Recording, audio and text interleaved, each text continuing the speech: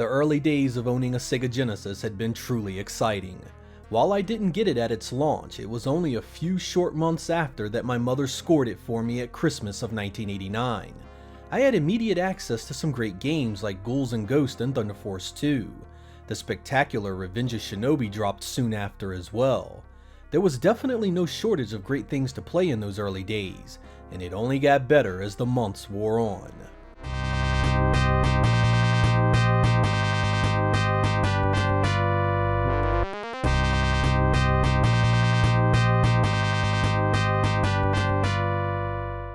The previous summer had been torturous leading up to the release of the Genesis.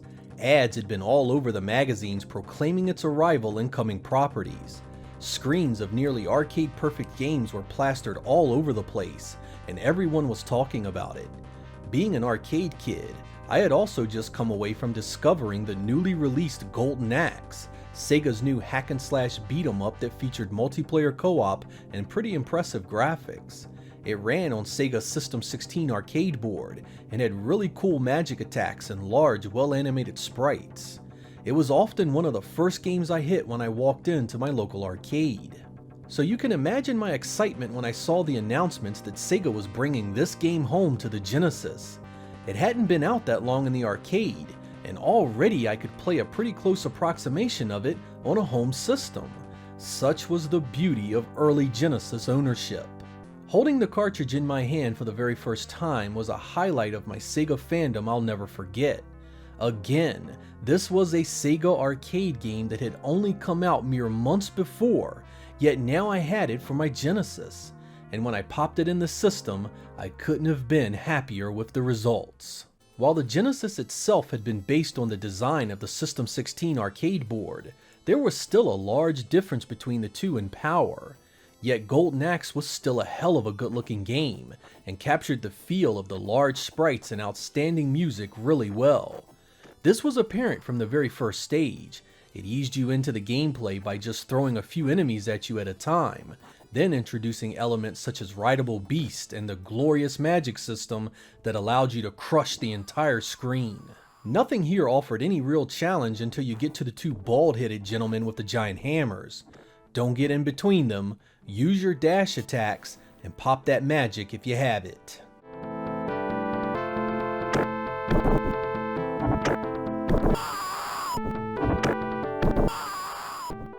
In between each round, you have these little thieves come out at your camp and steal your magic containers if you have them. You need to chase them down and get them back, and hopefully add a few more to your stash. Sometimes you'll get the guys that have life replenishing food, really important if you're trying to beat the game with 1 credit. Stage 2 introduces you to the dreaded fall off the screen deaths. You can really take advantage of this to quickly get rid of the enemies, but be careful, because they can do the very same to you. Your enemies get a greater variety here and start to get a little tougher. You also get a few more beasts to use in your attacks, and more magic to unleash on your foes. Save that magic to the end group of enemies to weaken them significantly.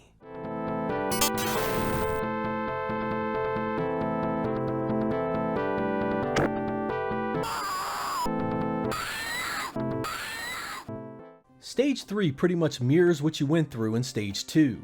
Be wary of falling off the screen and save that magic you run across. There's a pair of ball-headed hammer guys in the middle of the stage you need to deal with, and an armor-clad knight with a huge sword and shield at the end of the stage. Don't come at this guy head on. He'll just punish you with wide swings that reach really far. Instead, come at him at an angle to really lay the beat down properly.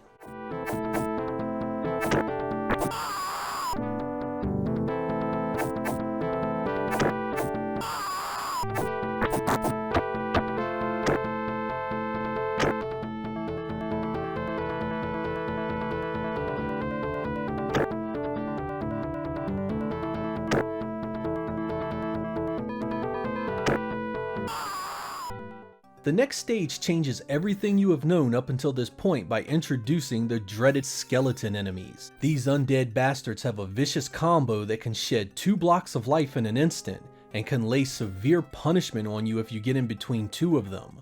Use your jump attacks to keep them off of you, and don't be afraid to use your environment to dole out easy kills. Again, save that magic for the harder fights, and clear out the more menacing foes.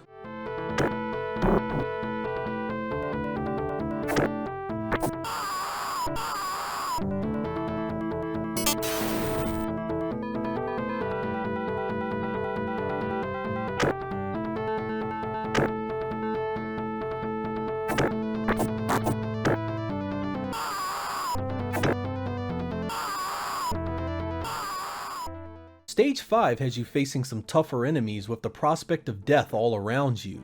One hit can send you flying off the screen for an insta-death, so you really need to position yourself properly against every enemy.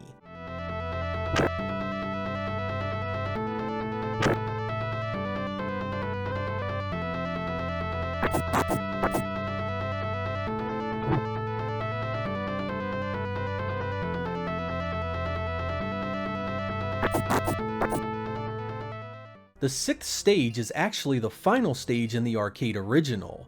It's essentially just a throne room battle against a handful of enemies and then against Death Adder himself. When you first get here, be sure to clean up on the magic containers from the little blue thieves, but only pick up enough to fill your magic gauge. This will leave the rest on the ground for you to pick up later. As you fight through the scrubs, steer clear of picking up the loose magic. Once Death Adder pops out though, unleash your magic at will. Pick up those loose containers and do it again. This will weaken your foes for the final battle and allow you a much easier time. The skeleton guys make this battle harder than it should be, so jump attack to knock them back and unload on Death Adder as much as possible. You only need to kill him to progress to the next stage.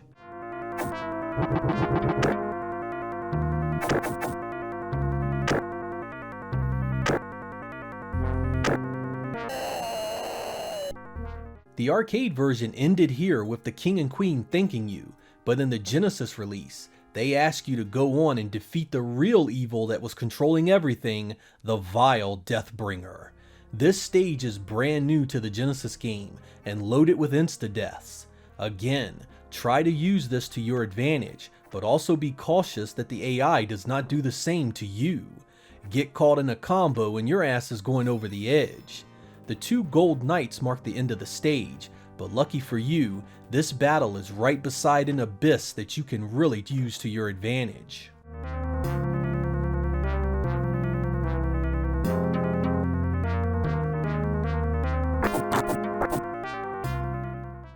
The 8th and final stage begins right at the throne of Deathbringer himself. You will fight no scrub enemies here, only the man himself and his 2 nearly indestructible skeleton henchmen. This battle can be cruel in single player, with the 2 skeletons flanking your every move and Deathbringer laying down magic attacks every single time he hits you. The amount of life these guys are capable of taking from you is insane, so you need to always keep moving. Always try to keep the skeletons off of you and keep your damage almost solely focused on the big guy. You'll likely spit out a few lives here, but as long as you are quick and efficient, this battle will be over in no time.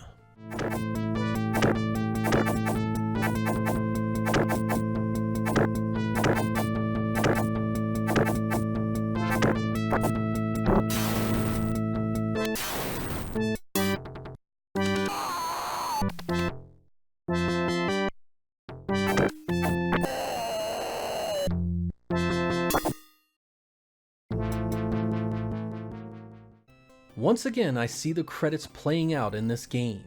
I can't honestly tell you how many times I've seen it. 50 times? 100 times? Sometimes alone, sometimes with my family, sometimes with my friends. It's definitely been a lot.